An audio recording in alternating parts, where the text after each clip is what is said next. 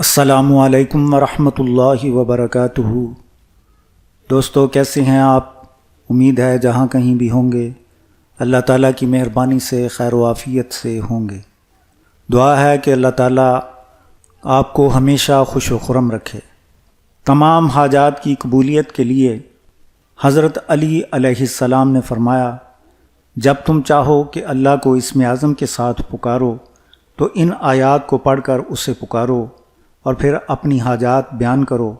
قسم ہے اس اللہ کی جس کے علاوہ کوئی معبود نہیں، انشاءاللہ تعالی تمہاری حاجت ضرور پوری ہوگی۔ بسم اللہ الرحمن الرحیم۔ سبح للہ ما فی السماوات والارض وہو العزیز الحکیم۔ لہ ملک السماوات والارض یحیی ویمیت وہو علی کل شیء قدیر۔ هو الاول والآخر والظاہر والباطن وهو بكل شيء علیم۔ هو الذي خلق السماوات والأرض في 6 أيام ثم استوى على العرش يعلم ما يلج في الأرض وما يخرج منها وما ينزل من السماء وما يعرج فيها وهو معكم أينما كنتم والله بما تعملون بصير۔ لہ ملک السماوات والارض وإلی اللہ ترجع الامور۔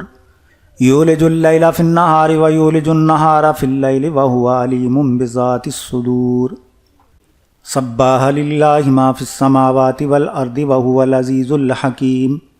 لہ ملک السماوات والارض یحیی ویمیت وہو علی کل شیء قدیر۔ هو الاول والآخر والظاہر والباطن وہو بکل شیء علیم۔